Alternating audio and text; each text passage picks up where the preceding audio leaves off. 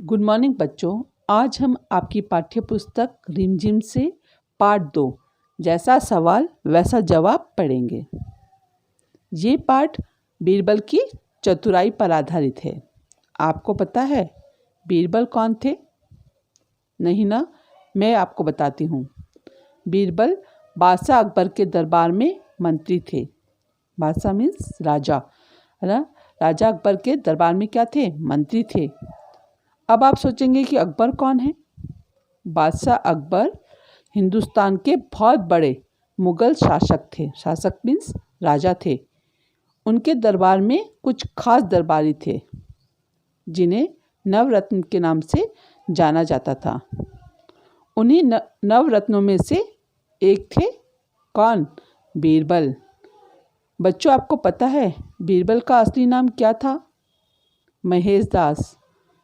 वे बचपन से ही तीव्र बुद्धि के थे। तीव्र बुद्धि मीन्स बड़े होशियार थे बचपन से ही। वे हंसी खेल में बड़ी से बड़ी समस्या को सुलझा देते थे। और मतलब इतने होशियार थे, कितनी भी बड़ी से बड़ी समस्या हो, है ना, और वो खेल कूद में खेलते खेलते ही उस समस्या को सुलझा देते थे।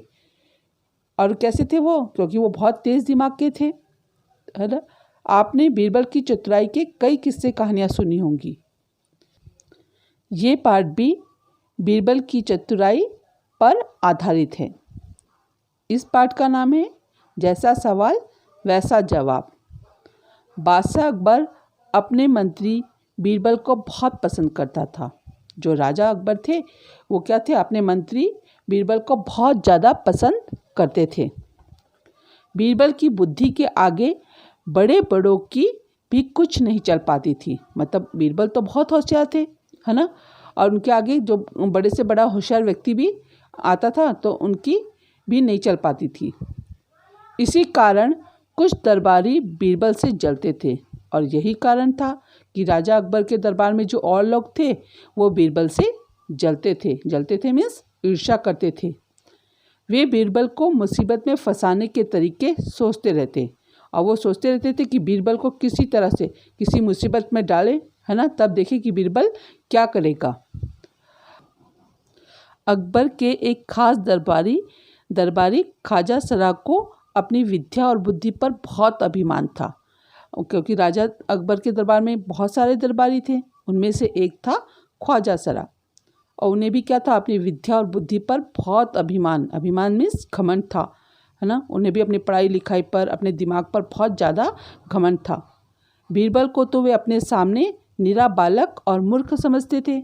उन्हें लगता था बीरबल क्या है मेरे सामने, ये तो क्या है, बिल्कुल निरा, मतलब बिल्कुल छोटा बच्चा है और मूर्ख है। लेकिन अपने ही मानने से तो कुछ होता नहीं ना। मतलब मैं अपने आप को होशियार मान लूँ, मेरे होशियार होने से क्या फ़र्क होता है जब तक कोई दूसरा ना माने, है ना। तो ख्वाजा सरा को लगता था बस मैं ही होशियार हूँ और बीरबल तो मूर्ख है। लेकिन दरबार में बीरबल की ही तूती बोलती और ख्वाजा साहब की बात ऐसी लगती थी जैसे नक्कार खाने में तूती की आवाज़। लेकिन क्या था? बीरबल की ही तूती बोलती थी। तूती बोलती मतलब जो दरबार में क्या था, उन्हीं का ही प्रभाव था। किसका? बीरबल का। और जो ख्वाजा साहब अपनी कोई बात बोलते, उनकी बात ऐसी लगती थी कि जैसे कि नक्कार खाने मीन्स जहाँ नगाड़े बजते हैं बहुत बहुत, और तूती मीन्स होता है आपका छोटी सी बांसुरी टाइप का बाजा होता है ना। यदि जोर जोर से नगाड़े बजेंगे और उसमें आप उस बांसुरी को बजाओगे तो कोई आवाज़ सुनाई देगी ना, नहीं ना। तो वही तो मतलब उनके सामने तो, बीरबल के सामने तो ख्वाजा साहब की कोई बात चलती ही नहीं थी। ख्वाजा साहब की चलती तो वे बीरबल को हिंदुस्तान से निकलवा देते। लेकिन निकलवाते कैसे? तो ख्वाजा साहब की क्या था, यदि उनकी चलती पूरे दरबार में तो वो क्या करते? बीरबल को तो हिंदुस्तान मतलब देश से, अपने देश से ही निकलवा देते। लेकिन निकलवाते कैसे? एक दिन ख्वाजा ने बीरबल को मूर्ख साबित करने के लिए बहुत सोच विचार कर कुछ मुश्किल प्रश्न सोच लिए।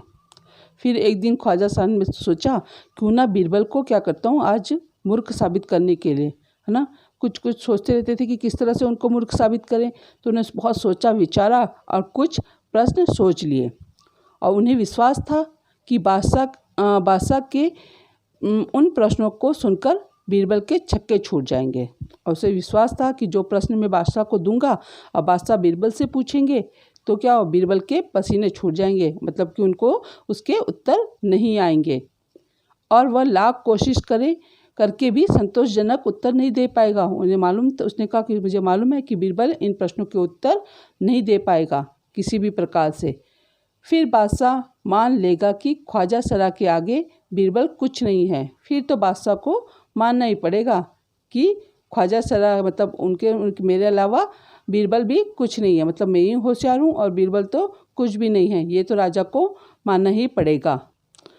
ख्वाजा साहब अचकन पगड़ी पहनकर दाढ़ी सहलाते हुए अकबर के पास पहुँचे और सिर झुकाकर बोले, बीरबल बड़ा बुद्धिमान बनता है, आप भी उसकी लंबी चौड़ी बातों के धोखे में आ जाते हैं। तो गए। अगले दिन क्या हुआ, ख्वाजा साहब ने प्रश्न सोचे और अचकन पहनी। अचकन मीन्स बंद गले का लंबा सा कोट होता है ना वो, और पगड़ी पहनी। पगड़ी तो सभी को पता है जो सिर पे पहनते। और अपनी दाढ़ी, क्योंकि वो मुस्लिम थे तो उनकी लंबी लंबी दाढ़ियाँ थी, अपनी दाढ़ी को सहलाते हुए अकबर के पास पहुँच गए और फिर सिर झुकाकर राजा को प्रणाम किया। सिर झुकाकर बोले, बीरबल बड़ा बुद्धिमान बनता है। आपका जो बीरबल है वो अपने आप को बहुत होशियार समझता है, आप भी उसकी लंबी चौड़ी बातों के धोखे में आ जाते हैं और आप जो बातें फेंकता है, जो भी बातें बोलता है, और आप भी उसकी जो धोखे में आ जाते हैं, उसकी बातों में आ जाते हैं। मैं चाहता हूँ कि आप मेरे 3 सवालों के जवाब पूछकर उसके दिमाग की गहराई नाप लें, है ना। तो उसने कहा कि क्या बोला उन्होंने कि मैं चाहता हूँ कि मैं 3 प्रश्न लेके आया हूँ, है ना। उन प्रश्नों को आप किससे पूछे, बीरबल से पूछे, पता चल जाएगा कि वो कितने होशियार हैं। उस नकली अकल बहादुर की कलई खुल जाएगी।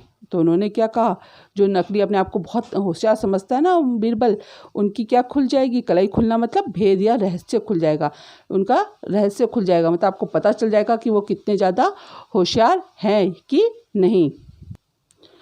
ख्वाजा के अनुरोध पर अकबर ने बीरबल को बुलाया और उनसे कहा, बीरबल, परम ज्ञानी ख्वाजा साहब तुमसे 3 प्रश्न पूछना चाहते हैं, क्या तुम उनके उत्तर दे सकोगे।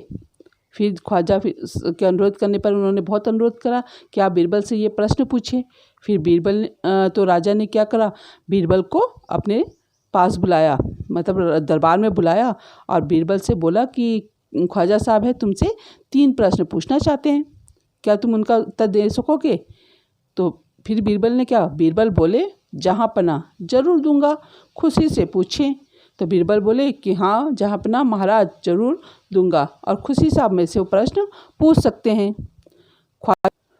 ख्वाजा साहब ने अपने 3 सवाल लिखकर बादशाह को दे दिए और जो 3 सवाल उन्होंने सोचे थे वो लिखे और बादशाह अकबर के हाथ में दे दिए। अकबर ने बीरबल से ख्वाजा का पहला प्रश्न पूछा। जो ख्वाजा ने प्रश्न लिखा था उनमें से पहला प्रश्न उन्होंने बीरबल से पूछा, संसार का केंद्र कहाँ है। क्या प्रश्न पूछा उन्होंने, संसार का केंद्र कहाँ है। अब हम आगे का पार्ट अगली वीडियो में पढ़ेंगे। धन्यवाद।